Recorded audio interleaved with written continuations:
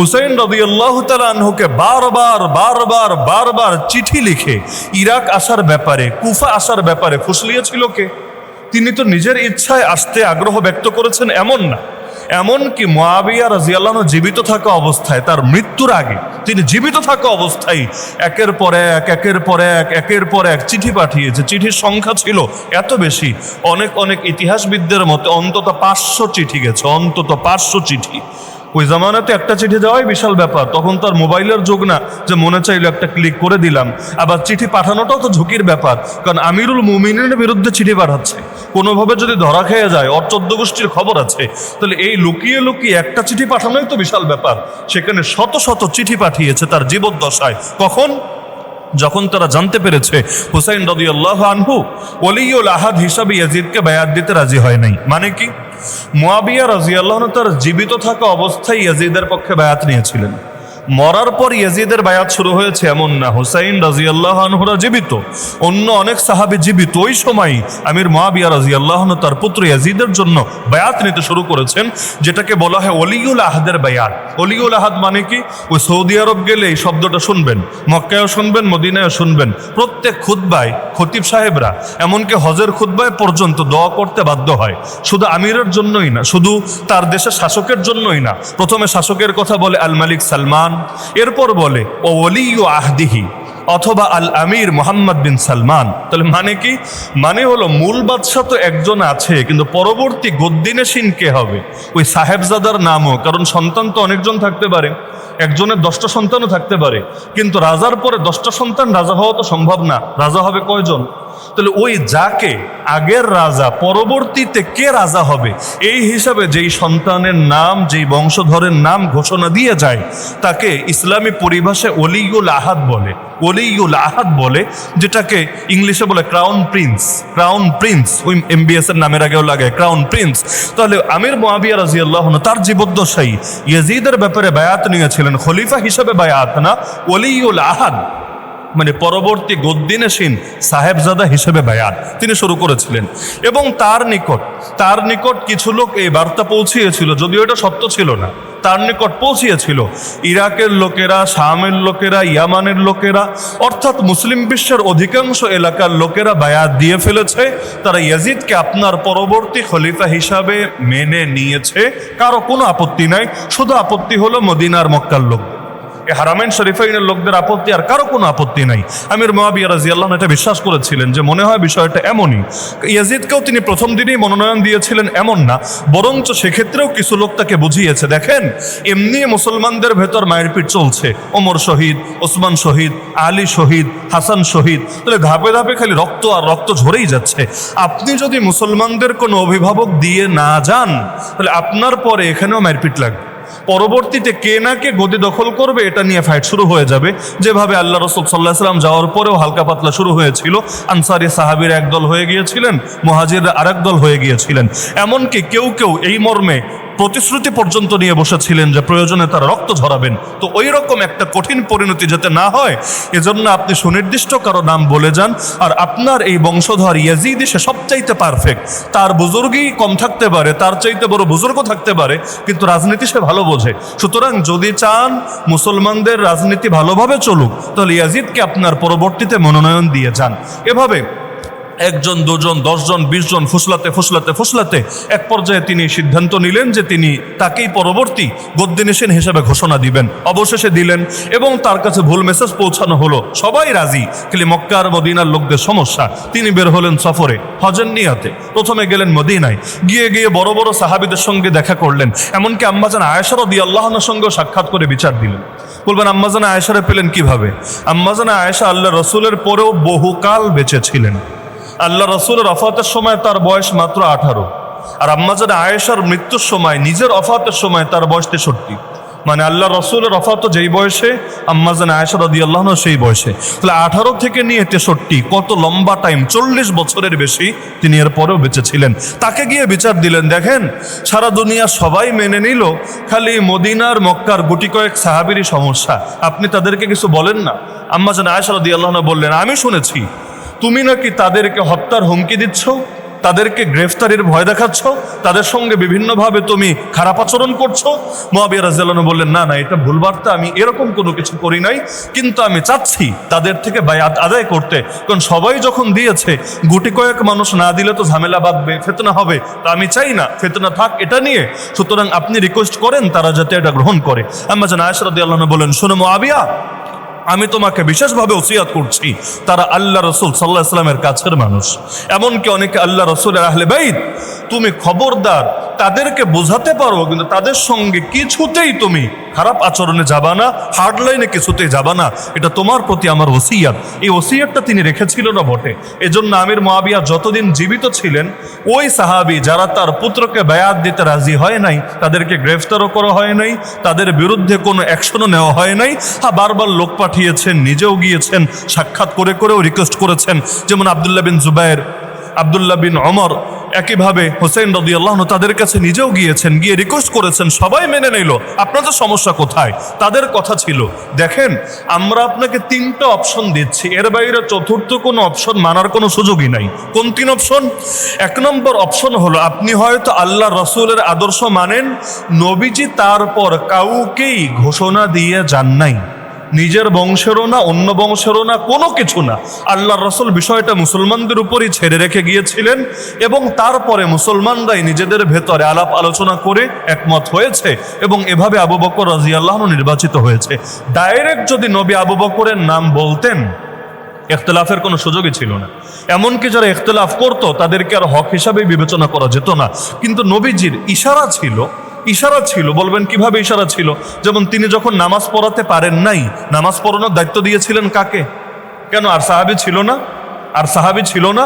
এমনকি যখন তিনি বলেছেন, আবু বকর রাদিয়াল্লাহু আনহু কন্যা তো তার ঘরেরই বধূ আয়েশা রাদিয়াল্লাহু আনহা, তিনি আয়েশাকে বলেন, হে আয়েশা, তোমার বাবাকে বলো তোমার বাবা যাতে নামাজ পড়ায়। আম্মা জান আয়েশা রাদিয়াল্লাহু আনহা বলেন, ইয়া রাসূলুল্লাহ, এটা আমি পারবো না, আমার বাপের দিলটা বড় নরম, আমার বাবা নম্র দিলের অধিকারী, আপনি এখন অসুস্থ, নামাজ পড়াতে পারছেন না, এই কারণে তিনি যদি নামাজ পড়ান, তিনি যখন জায়নামাজে দাঁড়াবেন, নামাজ শুরু করবেন, আমি ভয় পাচ্ছি তিনি হয়তো হার্ট অ্যাটাক করেই মরে যাবেন, এই দুঃখ তিনি সামলাতে পারবেন না। সুতরাং মেয়ে হিসাবে আমি আপনার কাছে এতটুকু রিকোয়েস্ট করতেই পারি, আমার বাপের জীবনটারে আপনি হুমকির মুখে ফেললেন না, কারণ বাপের দিলে নবীর প্রতি কি মহব্বত আছে এটা তিনি জানবেন না, তো জানবেটাকে? তিনি বলেছেন, আল্লাহর ওয়াস্তে আমার বাপটারে দয়া করেন, আমার এই নম্র দিলের বাপটার জীবনটারে আপনি হুমকির মুখে ফেললেন না। কিন্তু আল্লাহ রসুল তার সিদ্ধান্তে অটল ছিলেন। অবশেষে আয়েশা রাদিয়াল্লাহু আনহা যেহেতু রাজি না, অন্যজনের মাধ্যমে তিনি খবর পাঠিয়েছেন, এবং অবশেষে তাই হয়েছে।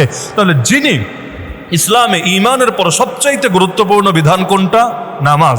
যিনি নামাজে নেতৃত্ব দিতে পারেন, তিনি বাকি যা কিছু আছে, যাকাত বলেন, হজ বলেন, বিচার বলেন, রাজনীতি বলেন, এগুলোতে আরো বেশি নেতৃত্ব দিতে পারবেন। তো যার কারণে আল্লাহ রসুলের এই আচরণটা এবং আরো বিভিন্ন দলিল দ্বারাই প্রমাণিত যে পরবর্তী খলিফা হিসাবে আবু বকর রাদিয়াল্লাহু আনহুকেই তিনি ইশারা দিয়ে গিয়েছিলেন। হ্যাঁ, এখন এমন কিছু পাগলও আছে যারা দাবি করে আল্লাহ রসুলের পরে খলিফা হওয়ার যোগ্য ছিল আলী রাদিয়াল্লাহু আনহু, এবং এটা তারা আলী রাদিয়াল্লাহু আনহু মহব্বতেই দাবি করে, শত্রুতার কারণে না। আহলে বাইতের প্রতি মহব্বত থেকে এই দাবিটা তারা করে যে নবীর পরে খলিফা হওয়ার যোগ্য ছিল আলী রাদিয়াল্লাহু আনহুই। দাবি করার একটা কারণ হলো, পরিবারতন্ত্র দেখতে দেখতে মাথার মধ্যে পরিবারতন্ত্র এমনভাবে ঢুকেছে, তারা ভাবে সবসময় মনে হয় গদি খালি এক পরিবারের মধ্যেই দখলে থাকে। কারণ রাজনৈতিক দলের দিকে তাকালেও দেখে ওই পরিবার আর পরিবারই চলে, যোগ্যতা এখানে ম্যাটার না। পীরদের মধ্যে তাকালেও দেখে, আরে পীরের মুরিদ যতই থাকুক, খলিফা যতই থাকুক, কিন্তু সাহেবজাদা যে হতে পারে না, পরবর্তীতে গদিও আর তার নসিবে জুটে না। আর সাহেবজাদা হলে যত বড় বকলম হোক, যত বড় অর্বাচীন হোক, গণ্ডমূর্খ হোক, ওই গদিয়ার বংশ থেকে বের হয় না। এভাবে দেখতে দেখতে এমনভাবে মাথায় সেট আপ হয়েছে, ভাবে নবীর পরে ওই দায়িত্ব মনে হয় তার পরিবারের মধ্যেই থাকবে, বাইরের কেউ মনে হয় এখানে দখলদারি করতে পারবে না। অথচ একবার চিন্তা করেন, আল্লাহর নবীর পরে আলী রাদিয়াল্লাহু আনহুই যদি খলিফা হওয়ার হকদার হতো, কথা বুঝেন, আসলেই যদি আলী রাদিয়াল্লাহু আনহু খলিফা হওয়ার হকদার হতো, তাহলে আলী রাদিয়াল্লাহু আনহু নিজে কেন আবু বকর রাদিয়াল্লাহু আনহুকে, ওমর রাদিয়াল্লাহু আনহুকে, ওসমান রাদিয়াল্লাহু আনহুকে এত দীর্ঘকাল পর্যন্ত মানলেন? কেন তাদের পেছনে নামাজ আদায় করলেন? কেন তাদের আদেশে জিহাদের ময়দানে পর্যন্ত গেলেন? কেন ওসমান রাদিয়াল্লাহু আনহু যখন বন্দী তাকে হেফাজত করার জন্য যুদ্ধের অনুমতি পর্যন্ত চাইলেন, যে অনুমতি দেন, এগুলোর কল্লা উড়ায় দেই, এত কিছু করার দরকার কি ছিল? তাহলে কি আপনি বলতে চান আলী রাদিয়াল্লাহু আনহু অন্যায়ের সঙ্গে আপোষ করেছিলেন? আপনি কি বলতে চান তিনি যারা হকদার না, যারা জালেম, সেই জালেমের সঙ্গে হাত মিলিয়ে নিয়েছিলেন? যদি এটা বলেনি তাহলে আলীকে ভালোবাসলেন কই? উল্টো তার ইমেজরে বরবাদ করে ছাড়লেন। যেখানে হুসাইন রাদিয়াল্লাহু আনহু জিহাদের ময়দানে নামলেন, কেন? অন্যায়ের সঙ্গে আপোষ করবেন না, জুলুমের সঙ্গে আপোষ করবেন না, অযোগ্যকে গদি ছেড়ে দিবেন না, এ কারণে। তাহলে যেই কারণে হুসাইন রাদিয়াল্লাহু আনহু লড়াই করলেন, একই কারণে আলী রাদিয়াল্লাহু আনহু কেন লড়াই করলেন না? হুসাইন ইয়াজিদের বিরুদ্ধে নামতে পারলেন, আলী কেন আবু বকরের বিরুদ্ধে নামলেন না? আলী কেন ওমরের বিরুদ্ধে নামলেন না? আলী কেন ওসমানের বিরুদ্ধে নামলেন না? নাকি হুসাইনের ইমানে পাওয়ার ছিল, আলীর ইমানে পাওয়ার ছিল না? তাহলে আলী রাদিয়াল্লাহু আনহু মহব্বতের নামেও কেউ যদি এ কথা দাবি করে, তাহলে সে মূলত আলীকে অপমান করতে চায়, তার মর্যাদা বাড়াতে চায়। এজন্য আল্লাহ রসুলের পরে খলিফা হওয়ার সবচাইতে হকদার ছিলেনই আবু বকর রাদিয়াল্লাহু আনহু। এবং জান্নাতের মধ্যেও আল্লাহ রসুলের পরে সবচাইতে বড় মর্যাদা যিনি পাবেন তিনি হলেন আবু বকর রাদিয়াল্লাহু আনহু। নবীর পরেই সিদ্দিকের মাকাম। আরে শহীদ রাখেন, আলেম রাখেন, নেককার রাখেন, বুজুর্গ রাখেন, সব পরে। মিনান নবিয়্যিন ওয়াস সিদ্দিকিন ওয়াশ শুহাদাই ওয়াস সালিহিন। নবীর পরেই যার মাকাম তার নাম সিদ্দিক। সিদ্দিক আমল বেশি করলেই কেউ সিদ্দিক হয় না। 1000 বছর আমল করেও সিদ্দিক হতে পারবে না যদি না তার ভেতরে বিশেষ গুণ থাকে। নবী আমলের দ্বারা হয় না, সিদ্দিক আমলের দ্বারা হয় না। নবী এটাও ইলমি মর্যাদা, আল্লাহ তাআলা নবুয়তের বিশেষ ইলম তার বিশেষ বান্দাকে দান করেন। একইভাবে সিদ্দিক এটাও ইলমি মর্যাদা, একটা ইলমি শান। ঈমানের একটা বিশেষ স্তরে যদি কেউ পৌঁছায় তাকে সিদ্দিক হিসাবে অভিহিত করা হয়। তাহলে ইলমি মাকামের আমলি মাকামের চাইতে বেশি। শহীদ আমলি মাকাম, বুজুর্গ আমলি মাকাম।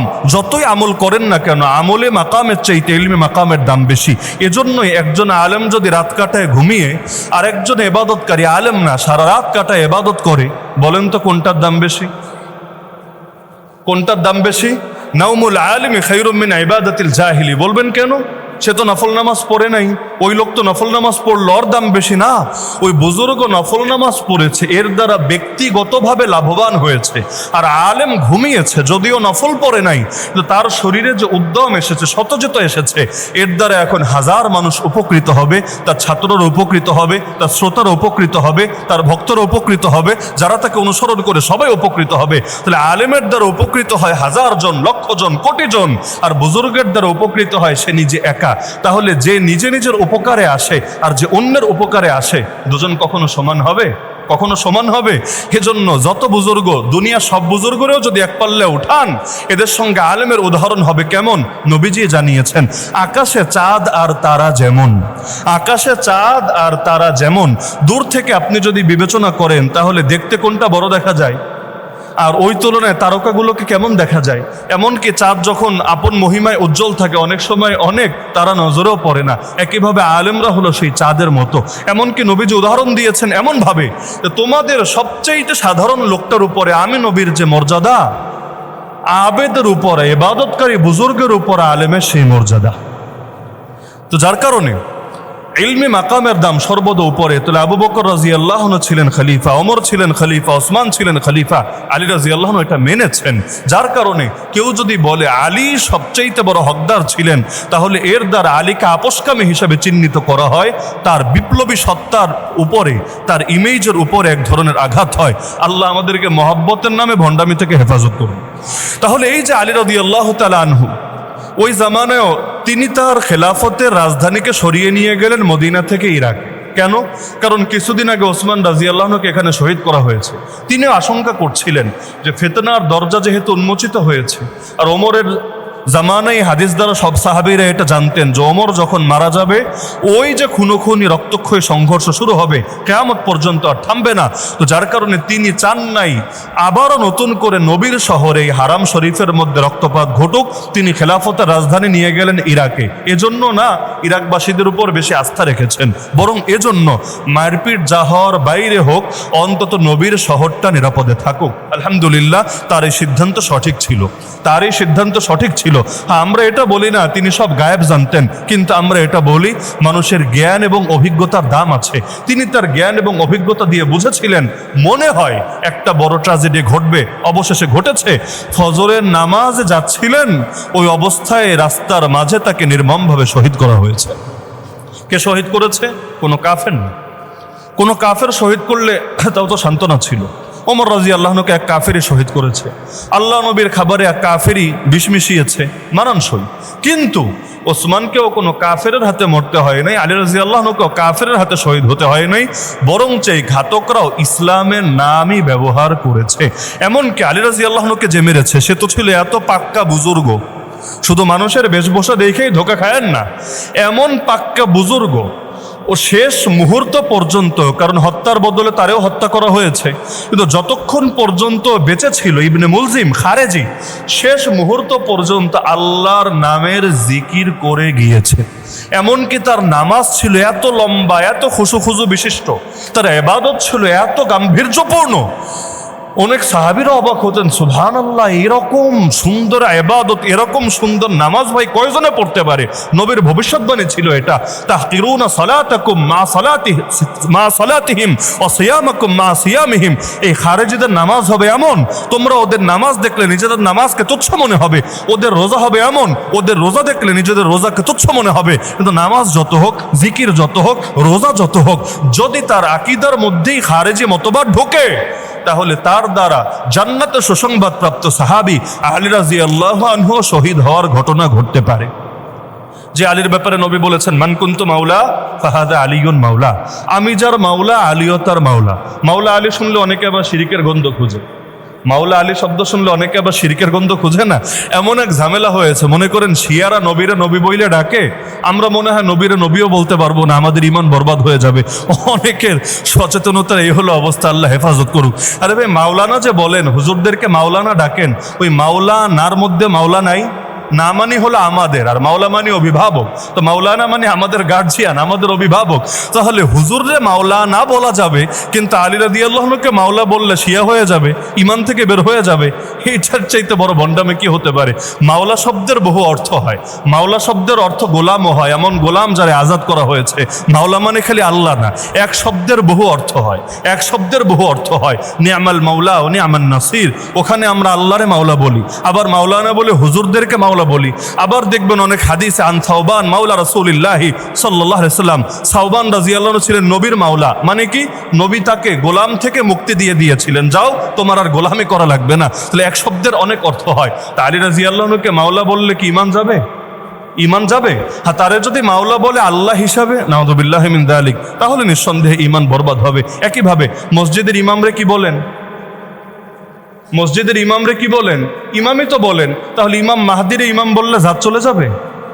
মসজিদের ইমামরে ইমাম বলা যাবে, রাষ্ট্রপ্রধানকে ইমামুল মুসলিমিন বলা যাবে, আর ইমাম মাহদির ইমাম বললে সব জাত চলে যাবে। আরে হাস্যকর কথা হয় কিভাবে? হ্যাঁ, শিয়ারা যেই চেতনা থেকে ইমাম বলে, ওদের 12 ইমামের আকীদা আছে, ওই চেতনা থেকে যদি আপনি ইমাম বলেন, যেই ইমামের দাম নবীর চাইতেও বেশি, নাউযুবিল্লাহি মিন যালিক, ওদের চোখে ইমামের দাম নবীর চাইতেও বেশি, ওই বিবেচনায় যদি বলেন, নিঃসন্দেহে সেটা ভণ্ডামি হবে।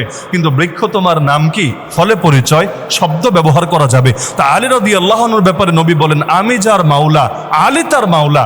তাহলে যার ব্যাপারে এমন দামি হাদিস নবী বলেছেন, তার সঙ্গে আচরণ হয়েছে কি? যখন তারে হত্যা করা হলো, ইবনে মুলজিমকে জিজ্ঞেস করা হলো, কিরে কাতালতা আমিরুল মুমিনিন, তুই বিশ্বাসীদের নেতা অর্থাৎ আমিরুল মুমিনিনকে মেরে ফেললি? সে বলল, লা, লা মানে হলো না, প্রশ্নই আসে না। বাল কাতালতু আমিরাল মুরতাদ্দিন, আমি আমিরুল মুমিনিনকে মারি নাই, মুরতাদদের আমির, ধর্মত্যাগীদের আমির, বেদিনদের আমিরকে মেরেছি। নাউযুবিল্লাহি মিন যালিক। তার মানে কি বুঝলেন? ওর চোখে ও এমন পাক্কা বুজুর্গ, ওই খুনিটা এমন পাক্কা বুজুর্গ, ওর চোখে আলী রাদিয়াল্লাহু আনহু মুমিন না, এবং যারা তারে মানে তারা একজনও মুমিন না। নবী যারা জান্নাতে সুসংবাদ দিয়েছেন ও ঈমানের এমন লেভেলে চলে গেছে এই খুনি, ওর চোখে নবীর মুখ থেকে যারা জান্নাতে সুসংবাদ পেয়েছেন তারা ঈমানদারি না। এরকম ইসলামের বেশি বোঝা লোক এই জামানায় আছে নাকি নাই? আল্লাহ হেফাজত করুন। তা আলী রাদিয়াল্লাহু আনহুকে শহীদ হতে হলো। এরপর হাসান রাদিয়াল্লাহু আনহু আসলেন ক্ষমতায়। হ্যাঁ বলবেন এখানেও তো পরিবারতন্ত্র দেখা যাচ্ছে না, দেখা যাচ্ছে না। কি কারণে? দুইটার মধ্যে বড় পার্থক্য আছে। আলী রাদিয়াল্লাহু আনহু নিজে তার পুত্রের কথা ঘোষণা দিয়ে যান নাই, নিজে দিয়ে যান নাই, তিনি চলে গিয়েছেন, তিনি তো সময় পান নাই, তাকে শহীদ করে দেওয়া হয়েছে। তারপরে মুসলমানরা সকলে মিলে বায়াত দিয়েছে হাসান রাদিয়াল্লাহু আনহুকে। এখানে আলী রাদিয়াল্লাহু আনহু কোনো দায় নাই। এমনকি হাসানকে যখন বায়াত দেওয়া হচ্ছে তিনিও নিতে চান নাই, অবশেষে নিয়ত রাখেন নাই। মাত্র 6 মাস, যে 6 মাসেও কোনো কাজ করতে পারেন নাই, কারণ ওদিকে মুআবিয়া রাদিয়াল্লাহু আনহুর পক্ষ থেকে একের পর এক হামলা হচ্ছে, যুদ্ধ চলছে, ঝামেলা চড়াচ্ছে। অবশেষে 6 মাসের মাথায় তিনি সন্ধি করে দায়িত্ব থেকে সরে গেলেন। আর তিনি যে সন্ধি করবেন এটা বুখারীর হাদিসে আছে। আল্লাহ রাসূল বলেন, ইন্না ইবনি হাযা সাইয়্যিদ, আমার এই নাতি নেতা হবে, আমার এই নাতি নেতা হবে। ওয়ালা আল্লাহ ইউসলিহু বিহি বাইনা ফিআতাইন মিনাল মুসলিমিন, আল্লাহ তার মাধ্যমে মুসলমানদের দুই দলের মধ্যে সন্ধি করাবে। কত আগের কথা, নবী গেলেন কবে আর হাসান দায়িত্বে আসলেন কবে।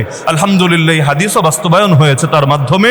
তিনি যদিও তিনি অযোগ্য ছিলেন না, হাসান রাদিয়াল্লাহু আনহু অযোগ্য ছিলেন, তিনি খলিফা হিসেবে দায়িত্ব পালন করলে দায়িত্ব পালন করতে পারতেন না, বহুত ভালো পারতেন, কিন্তু তিনি মুসলমানদের লড়াই থামানোর জন্য, রক্তক্ষয়ী সংঘর্ষ বন্ধ করার জন্য নিজে দায়িত্ব থেকে সরে গেলেন। তবুও হিংসকের হিংসা থেকে বাঁচতে পারলেন না। কিছু লোক টার্গেট করে তাকে খাবারের সঙ্গে বিষ মিশিয়ে নির্মমভাবে শহীদ করে দিল। যদিও হাসানকে এই দেশের মুসলমানরা বেশি স্মরণ করে না, নাম একসঙ্গে বললে হয়তো দুইটা বলে হাসান হুসাইন, কিন্তু এমনি হাসানকে বেশি স্মরণ করে না। এই যে মহরম শুরু হলো, ঢোল নিয়ে মিরপুরে রাস্তাঘাটে একদল নেমে গেল হুসাইনের স্মরণে। 10 মহরম পিঠ থেকে রক্ত ঝরাবে, হ্যাঁ হুসাইন, হ্যাঁ হুসাইন বলে, কিন্তু হাসানের নামে কবে তারা এভাবে মাতম করে? কেন করে না? জিজ্ঞেস করেন এদেরকে, হাসান শহীদ হয়েছে কোন মাসের কয় তারিখ বলতো বেটা? অধিকাংশ এটাও বলতে পারবেন। হুসাইনের শাহাদাতের তারিখ তো বলতে পারবে, আশুরার দিন এমনিও মনে থাকে, আলাদা মনে রাখা লাগে না। কিন্তু হাসান শহীদ হয়েছে কোন মাসের কয় তারিখ জিজ্ঞেস করেন, বলতেই পারবে না। কেন পারবে না? কারণ হুসাইনের স্মরণে তারা যখন পিঠ থেকে রক্ত ঝরায়, হুসাইনকে যেহেতু শহীদ করা হয়েছে রক্ত ঝরিয়ে, তারাও পিঠ থেকে রক্ত ঝরায়, তারা ভাবে এর দ্বারা হুসাইনের সঙ্গে সাদৃশ্য হচ্ছে। কিন্তু হাসানকে তো রক্ত ঝরিয়ে মারা হয় নাই, খাবারে বিষ মিশিয়ে মারা হয়েছে। এখন যদি হাসানের জন্য মাতম করে, হায় হাসান, হায় হাসান, হায় হাসান, তাহলে 1-2 চামচ করে বিষও তো মাঝে মাঝে মুখে দেওয়া লাগবে, কারণ সেখানে রক্তের বদলে রক্ত, এখানে তো বিষের বদলে বিষ দেওয়া লাগবে। ওরা ভালো মতোই জানে পিঠ থেকে 2-4 ফোঁটা রক্ত বের করলে সমস্যা নাই, মরবে না, সর্বোচ্চ দাগ পড়বে। কিন্তু হাসানের মহব্বত দেখাতে গিয়ে 1-2 চামচ বিষ খাইলে সব চেতনা, সব ভণ্ডামি এমনি বের হয়ে যাবে। লাস্টে বেঁচেই যদি না থাকে আর ভণ্ডামি করবে কিভাবে? এজন্য হাসানের ওফাতের দিনটারই স্মরণ রাখে নাই, তার শাহাদাত দিবসকেই পাবলিক ভুলে গিয়েছে। এমনকি মজার বিষয়, অনেকে ভাবে, অনেকে বা অধিকাংশ লোক ভাবে আলী এবং ফাতেমা রাদিয়াল্লাহু আনহুর বাচ্চা মনে হয় 2টাই, বা অন্তত ছেলে মনে হয় 2টাই, হাসান আর হোসাইন। অথচ এটাও ভুয়া। হাসান এবং হোসাইন রাদিয়াল্লাহু আনহুর আরেকজন ভাই আছে যার নাম মুহসিন। কি নাম? হাসান, হুসাইন, মুহসিন। আরো 2 বোন আছে, এক বোনের নাম জাইনাব আর এক বোনের নাম উম্মে কুলসুম।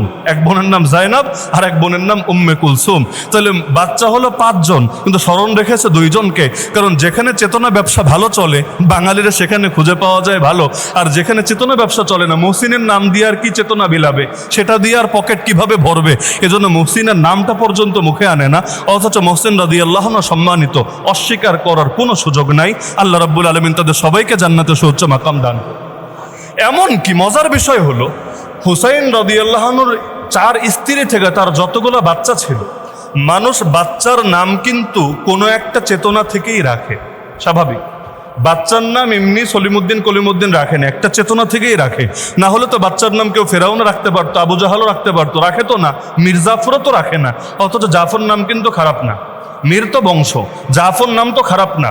নবীর সাল্লাল্লাহু আলাইহি সাল্লামের একজন সাহাবী ছিলেন না জাফর, যাকে আমরা চিনি, জান্নাতে ডানা মেলে উড়ে বেড়াচ্ছেন, জাফর তাইয়ার, নাম তো খারাপ না। কিন্তু মানুষ যখন নাম রাখে, এই নামের মর্যাদা আছে কতটুকু, এটা নিয়ে কোনো বিতর্ক আছে কিনা, এগুলো চিন্তা করেই নাম রাখে। হুসাইন রাদিয়াল্লাহু আনহু বাচ্চাদের নামগুলো একবার দেখেন। তার এক বাচ্চার নাম মুহাম্মদ, বুঝলাম মুহাম্মদ সাল্লাল্লাহু আলাইহি সাল্লামের মহব্বত তার দিলে আছে। এক বাচ্চার নাম ইব্রাহিম, বুঝলাম জাতির পিতা ইব্রাহিম আলাইহিস সালামের মহব্বত তার দিলের মধ্যে আছে। এক বাচ্চার নাম আবু বকর, এক বাচ্চার নাম ওমর। কি বুঝলেন? আবু বকর রাদিয়াল্লাহু আনহুকে তারা জালেম মনে করতেন, ওমর রাদিয়াল্লাহু আনহুকে তারা দখলদার মনে করতেন। আর আবু বকর আর ওমরের মহব্বত আছে বলেই তো নিজের বাচ্চার নাম আবু বকর রেখেছেন, ওমর রেখেছেন। তাহলে আজকে যারা আহলে বাইতের মহব্বতের ব্যানার লাগিয়ে আবু বকর ওমর রাদিয়াল্লাহু আনহুকে গালিগালাজ করেন, নাউযুবিল্লাহি মিন যালিক, আপনারা বেশি আহলে বাইতকে চেনেন নাকি আহলে বাইত তাদেরকে বেশি চেনেন? একটাবার আপনি চিন্তা করেন। কারণ নিজের বাচ্চার নাম পর্যন্ত রেখেছেন আবু বকর, বাচ্চার নাম রেখেছেন ওমর, এমনকি বাপ মায়ের নামে বোনের নামেও বাচ্চার নাম রেখেছেন। তার দুই বাচ্চার নাম আলী, হুসাইনের দুই বাচ্চার নাম আলী। এখন আলী বললে তো দুইটাই দৌড় দিবে, আলাদা করবে কিভাবে? এজন্য আলাদা করেছে, সিনিয়র আলী, জুনিয়র আলী। আরবিতে বড়কে বলে আকবর, ছোটকে বলে আসগার। এজন্য একজনকে ডাকা হতো আলী আকবর আর একজনকে আলী আসগার। দুই বাচ্চার নাম রেখেছেন বাপের নামে। এক মেয়ের নাম রেখেছেন ফাতিমা আর এক মেয়ের নাম রেখেছেন জয়নাব। জয়নাব তার বোনের নাম, ফাতেমা তার মায়ের নাম। তাহলে নাম থেকেও কিন্তু অনেক কিছু বুঝে আসে। তাহলে হুসাইন রাদিয়াল্লাহু তাআলা আনহু, যে প্রসঙ্গে আমি বলছিলাম যে তারা আমির মুয়াবিয়াকে 3টা প্রস্তাব দিয়েছিলেন। 1 নম্বর প্রস্তাব, আপনি আপনার পরে কারো নাম বলার দরকার নেই, আল্লাহ রাসূল যেভাবে অস্পষ্ট রেখেছেন আপনি এভাবে রাখেন, বাকিটা আপনার পরে মুসলমানরাই বুঝে নেবে ইনশাআল্লাহ। দ্বিতীয়, যদি আপনি দ্বিতীয় অপশনে আসতে চান, দ্বিতীয় অপশন হলো আবু বকর যা করেছেন আপনি তা করেন। আবু বকর রাদিয়াল্লাহু তাআলা আনহু তারপরে এমন একজনের নাম ঘোষণা করেছেন যিনি তার রক্তের আত্মীয় না, তার বংশ না। আবু বকর রাদিয়াল্লাহু আনহু তারপরে নাম ঘোষণা করেছেন কার? ওমর রাদিয়াল্লাহু আনহু। ওমর আবু বকরের কি হন? ছেলে, নাতি, ভাতিজা, ভাগিনা? কিছুই তো না।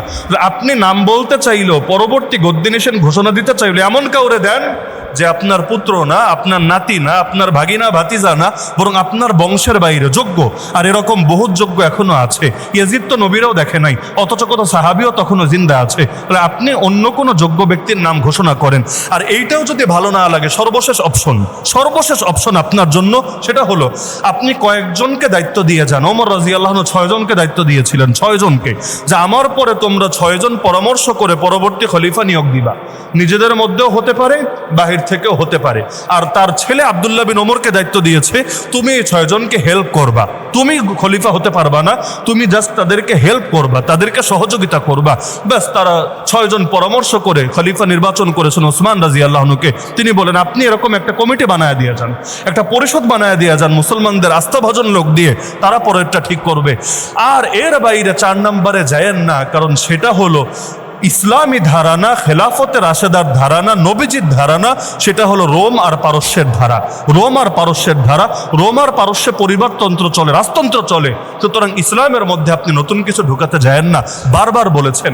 কিন্তু মুআবিয়া রাদিয়াল্লাহু আনহু চিন্তা করেছেন যে রাজনৈতিক সিদ্ধান্ত হিসাবে দরকার নাই, আমি এভাবে অস্পষ্ট রেখে যাব, না হলে পরবর্তীতে মারপিট হতে পারে, দাঙ্গা হাঙ্গামা হতে পারে। তিনি তার ছেলের নামে ঘোষণা দিয়ে গেলেন। কিন্তু হুসাইন রাদিয়াল্লাহু তাআলা আনহু তিনি মনে করতেন এক্ষেত্রে 3টা মাসালা মাথায় রাখবেন। 1 নম্বরে তিনি মনে করতেন ফাসেক, যে কাফের না, ফাসেক তো বুঝেন, পাপাচারী ব্যক্তির নেতৃত্ব বৈধ না। তিনি মনে করতেন কেউ যদি ভালো মানুষ নেতা হয়, পরবর্তীতে পাপে লিপ্ত হয়, তাহলে শৃঙ্খলার স্বার্থে তার বিরুদ্ধে বিদ্রোহ করা যায় না। কিন্তু যে আগ থেকেই পাপাচারী, আগ থেকেই বিভিন্ন কবিরা গুনায় প্রকাশ্যে জড়িত, ওই ব্যক্তির নেতৃত্বই বৈধ হতে পারে না। তাহলে হুসাইন রাদিয়াল্লাহু আনহু যে ইয়াজিদের বিরুদ্ধে অবস্থান নিয়েছিলেন, এটা বিদ্রোহ ছিল না। মাথায় রাখেন, ইসলামের দৃষ্টিতে বাগাওয়াত বা বৈধ শাসকের বিরুদ্ধে বিদ্রোহ হারাম, স্পষ্টভাবে হারাম।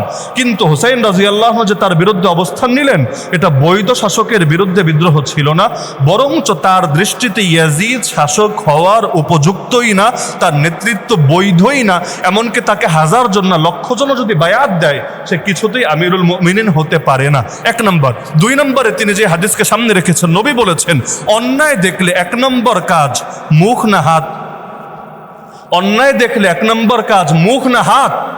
মান রাআ মিনকুম মুনকারান ফালিয়ুগাইয়িরহু বিয়াদি, তোমাদের মধ্যে যে অন্যায় দেখবে সেজন্য হাত দিয়ে অন্যায়কে প্রতিরোধ করে, না পারলে মুখ দিয়ে প্রতিবাদ করে, তাও না পারলে অন্তর দিয়ে পরিকল্পনা করে। তিনি মনে করতেন আমাদের হাতের এখনো এই শক্তি আছে, এই সক্ষমতা আছে, আর মদিনাবাসী মক্কাবাসী তার সাথেই আছে। এদেরকে নিয়ে আমি হাত ব্যবহার করে এই অন্যায়কে রুখে দিতে পারবো। আর 3 নম্বরে তিনি সবচাইতে বেশি কঠোরতা করেছিলেন এ কারণে যে আমার নানার আদর্শকে অক্ষুণ্ণ রাখতে হবে। ইসলামের মধ্যে কাফেরদের কাফেরদের আদর্শকে ঢুকতে দেওয়া যাবে না, কোনো তন্ত্রমন্ত্র ঢুকতে দেওয়া যাবে না। আল্লাহ নবী এবং খোলাফায়ে রাশেদিনের আদর্শ, সেখানে শাসক কিভাবে নির্বাচিত হবে নির্দিষ্ট তরিকা আছে। এর মধ্যে রাজতন্ত্র পরিবারতন্ত্র নাই। রাজতন্ত্র পরিবারতন্ত্র রোমকদের ভেতরে চলে, পারসিকদের ভেতরে চলে। সুতরাং কাফেরদের আদর্শ মুসলমানদের ভেতরে চলতে পারে না। আজকে যারা হুসাইনের নাম বলে বলে মুখে ফেনা তুলেন, একবার চিন্তা করেন আপনারা মাতমের নামে যা করেন এই কয়টা এগুলো ইসলাম থেকে এসেছে আর কয়েকটা বিধর্মীদের থেকে এসেছে। আপনি চিন্তা করেন এই ঢোল তবলা যে বাজাচ্ছেন, ঢোল তবলা বাজিয়ে শোক পালন করা, এটা ইসলামী আদর্শ নাকি এটা কাফেরদের আদর্শ? যেই হুসাইন অবস্থান নিলেন, কাফেরদের আদর্শ মুসলমানদের ভেতরে ঢুকতে দিবে না, আর তার নাম নিয়ে আপনি কাফেরের আদর্শ মুসলমানের ভেতরে ঢুকাচ্ছেন।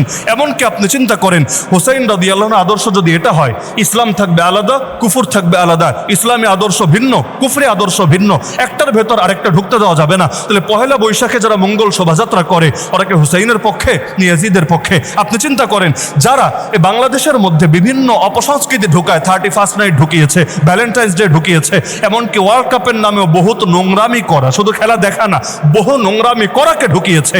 এগুলো কি ইসলামিক কালচার থেকে গ্রহণ করেছে নাকি কাফেরদের কালচার থেকে গ্রহণ করেছে?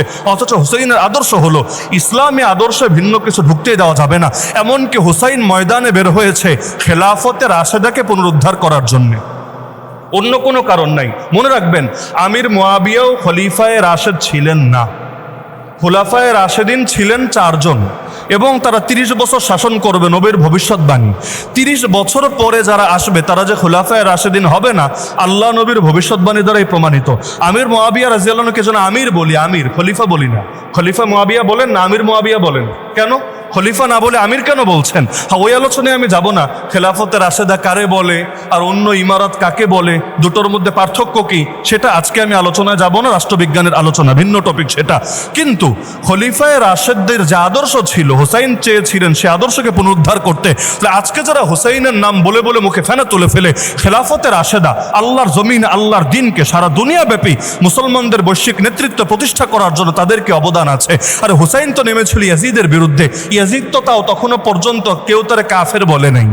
ইয়াজিদের বিরুদ্ধে হুসাইন যখন নেমেছে, ইয়াজিদের পাপী বলেছে, জালেম বলেছে, অন্যায়কারী বলেছে, তখন কেউ কাফের বেঈমান নাস্তিক বলে নাই। অথচ আজকে মুসলমানদের প্রথম কেবলা কাফেরদের হাতে চলে গিয়েছে। আজকে মুসলমানদের অধিকাংশ জমিন কাফেরদের নিয়ন্ত্রণে চলে গিয়েছে। তাহলে হুসাইনের নাম বলে বলে মুখে ফেনা তুলে ফেলেন, জামানের ইয়াজিদদের বিরুদ্ধে মাঠে কবে নামবেন? আরে জামানার তো খালি ইয়াজিদ না, জামানার আবু জাহালরা মাথাচাড়া দিয়েছে, জামানার ফিরাউনরা মাথাচাড়া দিয়েছে। তাহলে কেউ যদি হুসাইনের নাম মুখে নেয়, তাকে অন্যায়ের বিরুদ্ধে আপোষহীন হতেই হবে। যেখানেই অন্যায় সেখানেই প্রতিবাদ, যেখানেই অন্যায় সেখানেই প্রতিরোধ। এমনকি সে যেই হোক না কেন, অন্যায়কারী যেই হোক, দেখার টাইম নাই। সাহাবীর পুত্র তাতে কি, ইয়াজিদ তো সাহাবীর বেটা, আরে সাহাবীর বেটা হোক আর যার বেটা হোক, যদি নবীর পুত্র কেনান হয়, সেই কেনানের বিরোধিতা করা আমাদের ইমানে ফরজে আইন। তো যার কারণে কেউ যদি সাহাবীর পুত্র হয় কিন্তু সে অন্যায়ের পক্ষে হয়, জুলুমের পক্ষে হয়, কুফরি আদর্শের পক্ষে হয়, তাহলে তার বিরুদ্ধে বিপ্লবে নেমে আসা এটা মুসলমানদের ইমানের দায়িত্ব। তাহলে কেউ যদি দেখেন ইয়াজিদের পাচাটে, জামানার ইয়াজিদদের পাচাটে, আর মুখে সারাদিন হায় হোসাইন করে, বুঝবেন ও আস্ত একটা ভণ্ড, আস্ত একটা ব্যবসায়ী। হুসাইনের নাম নিতে চাইলে প্রত্যেক যুগের ইয়াজিদের বিরুদ্ধে আপনাকে দীপ্ত কণ্ঠস্বর থাকতে হবেই হবে। এমনকি শক্তি যত কম হোক, হুসাইনের কি শক্তি ছিল? যেই কয়জন নিয়ে কারবালার প্রান্তরে তিনি, তার মোকাবেলায় 5000-এর বাহিনী চলে এসেছে। আর তারা কয়জন? মাত্র কয়জন, কিছুই তো করার সুযোগ নাই। কিন্তু সেখানেও তো তিনি আপোষ করেন নাই। অথচ তাকে অফার দেওয়া হয়েছিল, চলো বিন জিয়াদের কাছে, ওবায়দুল্লাহ বিন জিয়াদের কাছে গিয়ে তুমি ইয়াজিদের উদ্দেশ্যে বায়াত দিবা। তিনি বলেছেন প্রশ্নই আসে না। 3টা অপশনের বাইরে চতুর্থ কোনো অপশন নাই। হয়তো আমি যেখান থেকে এসেছি সেখানে যেতে দাও, না হলে মুসলমানদের কোনো সীমান্ত এলাকায় চলে যেতে দাও, অথবা ডাইরেক্ট ইয়াজিদের কাছে নিয়ে যাও, আমি ফেস টু ফেস আলাপ করব। মাঝখানে কোনো ভায়াটায়া চলবে না। ওই বিন জিয়াদকে আর অন্যকে এগুলো আমার দেখার টাইম নাই, ডাইরেক্ট ইয়াজিদের কাছে নিয়ে যাও। 3টার কোনোটাই মানে নাই। অবশেষে তিনি বলেছেন তাহলে আর অন্যায়ের সঙ্গে কোনো ধরনের আপোষের কোনো প্রশ্ন নাই। অবশেষে শহীদ হয়েছেন। এমনকি তার গর্দান কেটে একটা থালার ভেতরে নিয়ে সেটা হাজির করা হয়েছে সেই জালেম ওবায়দুল্লাহ বিন জিয়াদের সামনে। এমন কি সে তার হাতে একটা ছুরি ছিল, এটা দিয়ে খোঁচা দিচ্ছিল বারবার তার চেহারায়, আর টিটকারি মারছিল তার চেহারা নিয়ে। সেখানে উপস্থিত একজন সাহাবী ছিলেন আনাস রাদিয়াল্লাহু আনহু, বিখ্যাত সাহাবী। তিনি চিৎকার করে বলেন, আরে জালেম, তুই এখন তোর ছুরি দিয়ে যেই জায়গায় আঘাত করছিস, আমি আল্লাহর নবীকে নিজ চোখে দেখেছি ঠিক ওই জায়গায় চুমু খেতে। এমনকি আল্লাহর কসম করে বলছি, নবীর চেহারার সঙ্গে যার চেহারার সাদৃশ্য সবচাইতে বেশি দেখেছি তিনি হলেন এই হুসাইন। অথচ সেই হুসাইনের চেহারা নিয়ে তুই টিটকারি মারছিস, তার চেহারার ওই পবিত্র জায়গায় তুই খোঁচা দিচ্ছিস। এর চাইতে বড় আফসোসের বিষয় মুসলমানদের জন্য কি হতে পারে? তাহলে এই যে ট্র্যাজেডিগুলো ঘটলো, অথচ আল্লাহ নবী সাল্লাল্লাহু আলাইহি ওয়াসাল্লাম স্পষ্ট বলেছেন, হুসাইন মিন্নি ওয়া আনা মিন হুসাইন। তিরমিজির হাদিস, হুসাইন আমার, আমি হুসাইনের। হুসাইন আমার থেকে, আমি হুসাইনের থেকে। যে ব্যক্তি হুসাইনকে মহব্বত করে আল্লাহ তারে মহব্বত করবেন ডাইরেক্ট। এমনকি নবী নিজে বলেন, আল্লাহুম্মা ইন্নী উহিব্বুহুমা, হে আল্লাহ আমি আমার এই দুই নাতিকে ভালোবাসি, ফাহিব্বাহুমা, সুতরাং আপনিও তাদেরকে ভালোবাসেন, ওয়া আহিব্বা মান ইউহিব্বুহুমা, এবং যারা তাদেরকে মহব্বত করে আপনিও তাদেরকে মহব্বত করেন। নবীজি বলেন, মান আহাব্বাহুমা ফাকাদ আহাব্বানি, যে আমার এই দুই নাতিকে ভালোবাসলো সে আমাকে ভালোবাসলো। ওমান আবগাদাহুমা ফাকাদ আবগাদানি, আর যে ব্যক্তি তাদেরকে ঘৃণা করলো সে আমাকে ঘৃণা করলো। বলবেন এদেরকে নিয়ে এত বলার কি দরকার ছিল? কারণ মুস্তাদরাকে হাকিমে হাদিস আছে, হুসাইনের জন্মের আগেই জিবরিল আলাইহিস সালাম এসে নবীকে সংবাদ জানিয়েছিল এই হুসাইনকে শহীদ হতে হবে। এমনকি যেই মাটিতে তার রক্ত ঝরবে ওই মাটি পর্যন্ত আল্লাহ নবীকে এনে দেখানো হয়েছিল। মুস্তাদরাকে হাকিমের মধ্যে হাদিস উল্লেখ হয়েছে। তো যার কারণে আল্লাহ নবী এতভাবে উম্মতকে সতর্ক করে গেলেন। কিন্তু চিন্তা করেন, এত কিছুর পরেও এই জালেম উম্মত সেই হুসাইনকে ছাড়ে নাই।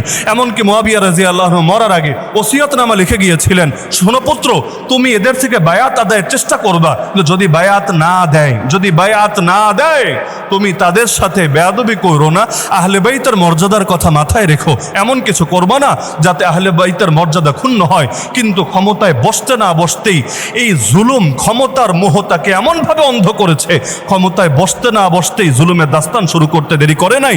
আজও তো বহুত মানুষ এমন, যখন মাজলুম থাকে এক রূপ, আর যখন কোনোভাবে গদি পায় আরেক রূপ। গদি পেলে এমনভাবে অহংকারে মেতে ওঠে, তখন মনে হয় যেন আর কোনো দিন তাকে গদি থেকে নামতে হবে না, যেন আর কোনো দিন তাকে আল্লাহর বিচারের সম্মুখীন হতে হবে না। এত কিছু করে লাভ কি হলো? হুসাইন দুনিয়ার বাদশাহ হতে পারে নাই, কিন্তু মুমিনদের দিলের বাদশাহ হয়েছে। আর ইয়াজিদ দুনিয়ার বাদশাহী করে কি লাভ করেছে? কোন ঘোড়ার ডিম লাভ করেছে। ইয়াজিদের নাম শুনলেও মানুষ এখনো পর্যন্ত 1000 বছর পরে মুখ থেকে থুতো ফেলে। তো 2 দিন গদিতে থাকলে কি আর না থাকলে কি, দিলের মধ্যে যারা বাদশাহী করে তাদেরকেই প্রকৃত বাদশাহ বলে। এজন্যই তো কথা এসেছে, ইসলাম জিন্দা হোতা হয় হর কারবালা কে বাদ। সুতরাং যারাই হুসাইনের মহব্বত দিলে লালন করেন, আমি মনে করি তাদের প্রত্যেকের ইমানের দায়িত্ব এটাই হওয়া উচিত, আমরাও হুসাইনের মতো জামানার ইয়াজিদদের বিরুদ্ধে মাঠে অবতীর্ণ হব।